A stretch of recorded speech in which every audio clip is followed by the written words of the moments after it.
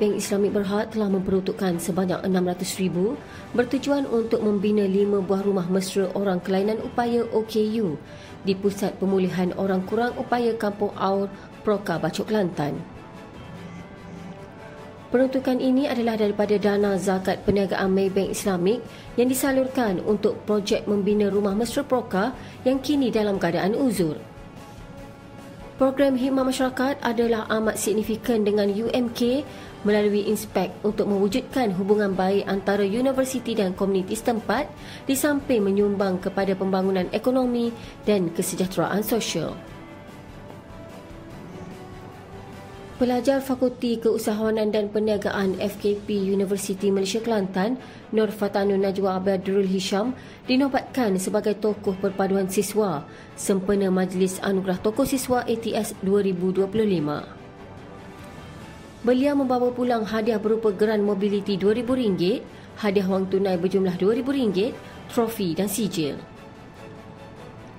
Majlis penyampaian anugerah telah disempurnakan oleh Menteri Pendidikan Tinggi Yang Berhormat Datuk Seri Diraja Dr. Zamri Abdul Kadir.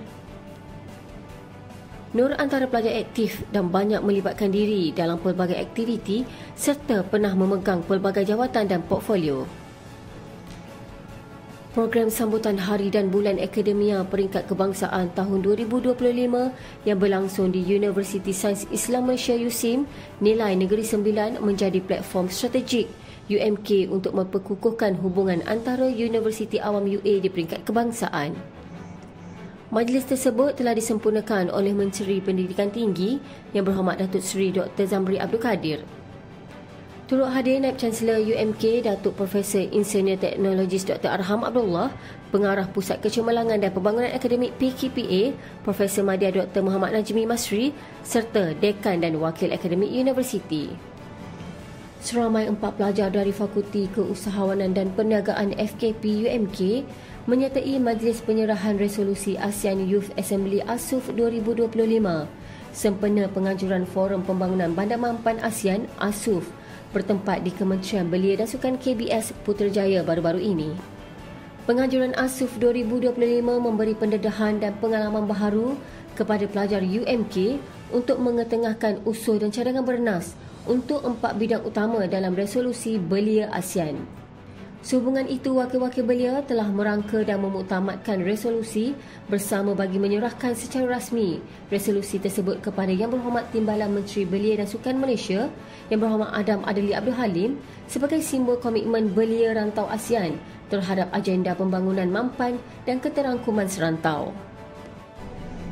Sambutan Hari Keluarga Universiti Malaysia Kelantan 2025 bertemakan UMK4U, Satu Hati Satu Jiwa Makna Kebersamaan Kemercu Kecemerlangan, turut zahirkan solidariti Global Sumut Flotilla GSF.